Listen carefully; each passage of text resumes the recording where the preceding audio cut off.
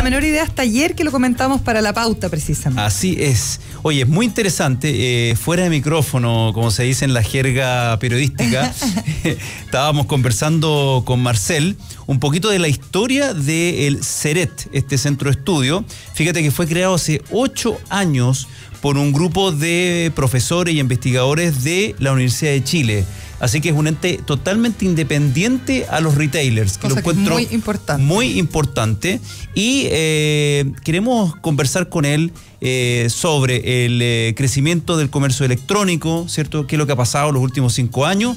Y también queremos hablar del Cuco contigo, Marcel. Acá en el programa. ¿Tú sabes quién es el Cuco? Así lo escuchaba en la introducción. Bueno, ya vamos a hablar del Cuco. Hoy, bienvenido a Emprender es Clave. Gracias por la invitación. Hola, Marcel. Oye, antes de que le haga las preguntas formales, te puedo hacer una pregunta porque venimos hablando precisamente de los discursos de estos grandes retailers. Ayer a mí me tocó hacer la editorial y yo decía qué distinto es el discurso de no usamos más bolsas, usamos bolsas reutilizables. Después el domingo nos llegaron unos catálogos así que son imposibles de reciclar. Entonces decía como este doble discurso del retail. Pero me imagino que ustedes también, como llevan ya 8 años, se habrán dado cuenta como si es que había un cambio, porque no sé, están haciendo otras activaciones. Por ejemplo, lo estábamos comentando, el Parque Arauco está metiendo temas de inclusión, de agenda de sostenibilidad. ¿Le están dando como una revalorización a solo vender el retail a sus marcas o no? ¿Cómo lo observan ustedes? Bueno, en general siempre hay como una idea de los retailers como estos grandes gigantes que están solo como una fábrica de vender, pero en realidad... Para hacernos endeudar. Sí, eventualmente es una posibilidad, pero... En general, cuando uno piensa en retail, tiene que pensar en desarrollo en el largo plazo, y la única forma de tener clientes en el largo plazo es que sean clientes que encuentren valor en el retail.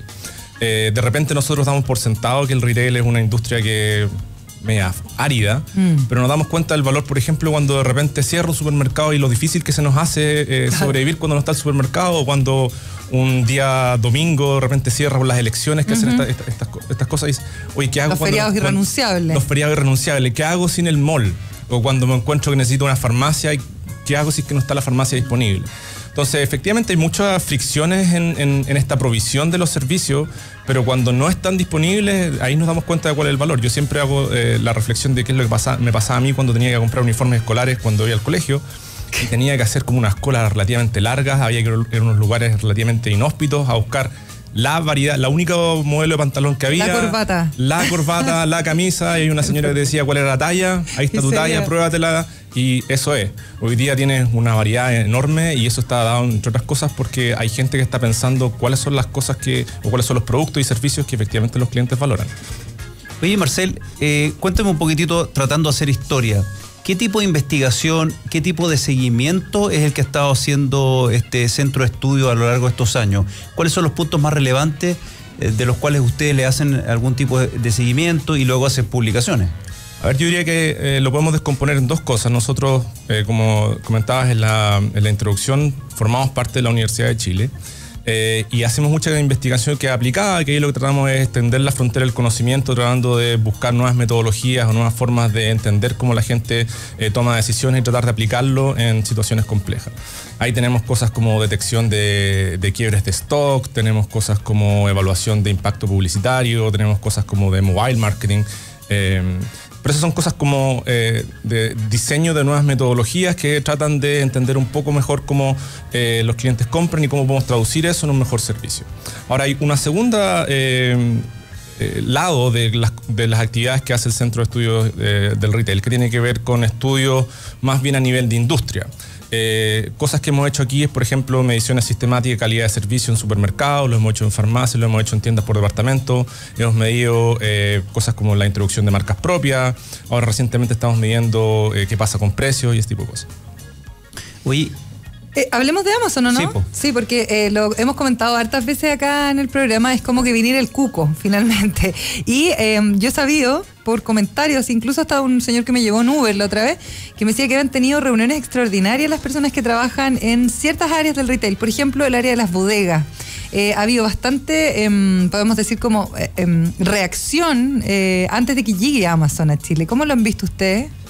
Bueno, tú dices, viene el cuco, ese desde el punto de vista de los retailers eventualmente, pero también es una suerte como de fetiche desde el punto de vista de los consumidores que imaginamos la llegada de Amazon, claro, imaginamos como la salvación un mundo feliz. Sí. Claro. Y eso es lo interesante de pensar el ejercicio de la llegada de Amazon, de cómo podría cambiar el panorama competitivo de la industria. Ahora, efectivamente, hay como varias señales que podrían indicar que hay algún interés de Amazon por entrar, pero no hay nada demasiado concreto. Entonces, más bien esto es un ejercicio interesante de pensar de qué es lo que podría pasar. Ahora, Amazon quería instalar oficinas acá primero, que no tiene nada que ver con el tema del bodegaje. Esa es la segunda pregunta cuando uno dice si es que llega a Amazon, ¿qué significa que llegue a Amazon? Amazon en realidad es un conjunto de servicios distintos y los niveles de entrada que ha tenido en distintos mercados ha sido diferente. Uno podría pensar la variedad completa de servicios que entregan Estados Unidos es muy distinta, por ejemplo, a la entrada que tuvo Amazon en Brasil, en que entró principalmente con libros. Claro. Y el panorama que uno puede imaginar en el escenario 1, en que llega solo con libros, es bastante distinto a un servicio completo con los servicios... Hasta con el Amazon Go que existe en Estados Unidos, que es el supermercado. Con los niveles de servicio de que te puedan despachar al día siguiente, claro, o incluso el mismo día, y todo ese tipo de cosas. Claro, entonces, hay dos preguntas aquí. Una es si es que efectivamente entra Amazon, y la segunda sería... ¿en qué nivel entra? ¿Y cuál es su estrategia de penetración al mercado? Ahora, chileno? lo que tú decías, como este sueño que nos genera a nosotros de que todo va a cambiar y que ya no te van a decir, espere que le llevemos el refrigerador el día lunes entre 9 de la mañana y 9 de la noche, que es como insólito porque al final no puedes estar todo el día en tu casa esperando que te lleven un despacho. Igual genera un movimiento dentro del mercado, ¿no? Del retail. Yo creo que genera una oportunidad de repensar cuáles son las cosas que efectivamente valora el cliente, pero el comercio electrónico es una realidad que viene creciendo sostenidamente en los últimos años, independiente de la llegada de Amazon. En los últimos años hemos visto como varias de las compañías de retail más importantes de Chile se han puesto un poco las pilas en tratar de mejorar los servicios y tratar de buscar qué otras cosas pueden ofrecer a partir de los servicios electrónicos. Yeah. Oye, Marcel, te quería citar, ayer en el diario La Segunda hay una entrevista a Gerd Findel, que es fundador de Acid Labs. Y él dice, quiero saber si tú compartes lo que él comentó ayer en La Segunda. Dice, Amazon le ha movido el piso a los más grandes del retail chileno, que si bien tienen la ventaja de su amplia red de puntos de venta y sus tarjetas de crédito, tienen una gran debilidad frente a la automatización logística de Amazon y su trabajo colaborativo con los proveedores. Deben mejorar la relación con sus proveedores y trabajar asociativamente, algo que sí hace Amazon. Bueno, Amazon efectivamente tiene esta lógica empresarial de proveer niveles de servicios que están un poco por encima de lo que es el estándar de la industria. Estoy desviando un poco de la parte de la relación con los proveedores, pero permea toda la organización de tratar de proveer un servicio de excelencia, que eso por supuesto tiene que traducirse detrás. Y en ese sentido Amazon está por encima de los niveles que tradicionalmente observamos en los retailers chilenos.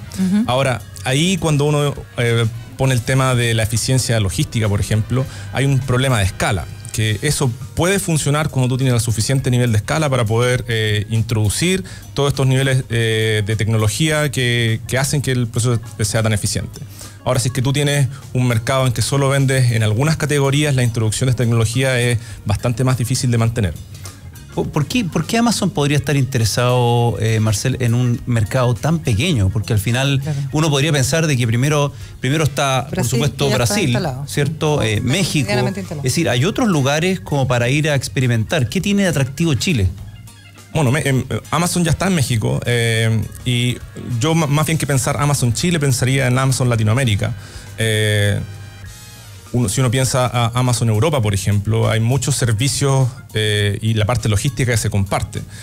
Unas cosas que uno puede hacer, por ejemplo, cuando uno tiene mercados densos como el europeo, es tener estos sistemas de distribución horizontal en que tiene distintas bodegas y no todo está provisto desde la misma bodega, sino que de repente si es que no tengo el inventario disponible en España, puedo proveer desde Portugal o similarmente. Entonces, en ese sentido, eventualmente Chile no da para tener la escala de la introducción de la tecnología que estábamos comentando anteriormente, pero eventualmente podría generarse una suerte de hub local a nivel latinoamericano, en que algunas cosas pueden proveerse con inventarios más locales y otros más distribuidos. Claro, ahora a diferencia, lo que pasa es que en la Comunidad Europea hay acuerdos, digamos, que funcionan para todos los países, en términos, por ejemplo, arancelarios. En el caso de Latinoamérica tenemos una ensalada, porque Chile es el país más abierto en términos de intercambio de comercio, ¿cierto? Importaciones, exportaciones, sobre todo respecto a los bajos aranceles que tenemos, pero cuando uno quiere hacer eso con Perú, con Argentina, ni hablar con Brasil, es prácticamente imposible, no hay reciprocidad, porque uno puede importar, ejemplo, yo estoy haciendo una transacción Amazon Chile y tengo que traer un producto, importarlo, que Amazon lo va a poder hacer desde Argentina, a Chile va a entrar con arancel cero, pero al revés, cuando yo quiera hacer esa misma transacción hacia otro de los países, claro, ahí van a entrar con aranceles que pueden llegar hasta el 50%. Bueno, efectivamente es una de las restricciones o los desafíos que podría enfrentar Amazon al llegar a Latinoamérica, pero por eso estamos pensando en perspectivas de largo plazo. Cuando miramos lo que pasó con Brasil, Amazon entra a Brasil hace unos 4 o 5 años atrás y entra con libros y se demora 5 años en empezar a vender electrónico. Y eso conecta con lo que tú decías anteriormente, con el desarrollo de proveedores. Uno no es llegar a Chile que diga, hoy día voy a empezar a vender mi gama completa de productos y voy a tener proveedores para todas las cosas y voy a tener operadores logísticos para llegar a todos los lugares de Chile en los tiempos que nos gustaría que llegaran. Entonces hay un desarrollo que no puede desarrollarse instantáneamente y por lo tanto hay que ir pensando cómo la progresión cuáles son la progresión de pasos que debería seguir Amazon para en algún futuro tener niveles de servicio como los que tienen en otras partes del mundo. Oye, ¿y hay algo que pueda provocar, si es que en el fondo de verdad ya comienza a instalarse y de verdad empieza a poner varios tipos de servicios, tiene que ver con la competencia que ciertas condiciones a las cuales hoy día estamos sometidos por parte del retail, sobre todo con las tarjetas, etcétera, etcétera, vayan cambiando también? Bueno, eso conecta con lo que decía anteriormente, que Amazon tiene esta fama de tener niveles de servicio que están por encima de los estándares que hoy día observamos en la industria chilena. Ahora, los niveles de servicio de la industria chilena no son malos, lo que pasa es que los manejos de excepciones no son muy buenos, digamos. O sea, cuando de repente algo falla y aparece algún problema, de repente no son tan ágiles para reaccionar como podría hacerlo Amazon o como ha mostrado Amazon que lo resuelve en otras latitudes. O sin ir tan lejos como es en otros países, ¿no? Como en Estados Unidos, por ejemplo. Eso es lo que estoy diciendo. En otros lados Amazon tiene este estándar de nivel de servicio que está por un peldaño encima de lo que observamos en Chile. O cualquier retail, porque uno va, ocupa un enchufe del Home Depot, después lo quieres devolver y te lo aceptan de vuelta, que son cosas que no pasan en Chile, por ejemplo. O sea, tú puedes devolver cualquier producto en Estados Unidos. Sí. Eso es cierto, pero en el mundo online es todavía un poquito más difícil, porque tienes una logística que es un poco más compleja. En general, si uno va a las tiendas, puede haber un nivel de fricción un poco adicional, pero después de un rato puedes hacer el retorno. Puedes pegarle a la vendedora. Sí, pero si te llega un refrigerador que no era el que tú querías, ¿qué es lo que haces? Tienes que llamar a dónde, cómo coordinas para que te venga a retirar. Tienes que retirarlo de la bodega y es una persona que se encarga del despacho que es como externa. Efectivamente. Entonces tenemos todos estos elementos puntuales que hacen que de repente tengamos esta idea de que los niveles de servicio son desastrosos, cuando no lo son. En general, las mediciones que hemos hecho nosotros respecto a calidad de servicio es que son razonablemente buena para el caso promedio. Entonces, la entrada de Amazon, de nuevo, suponiendo que llega con los niveles de servicio que observamos en otras latitudes, podría generar cierta presión para elevar un poco los estándares de calidad de servicio. Le queremos agradecer a Marcel Goich, director del Centro de Estudios del Retail, Ceret. ¿Tienen un sitio web, Ceret, o no? Sí, www.ceret.cl y tenemos un observatorio en que hay datos públicos disponibles, observatorio.ceret.cl. Observatorio.ceret.cl. Así es. Interesante para saber más del retail. Sí. Muchas gracias, Marcel, por venir. Que te vaya muy bien. Invitación. Gracias, Marcel.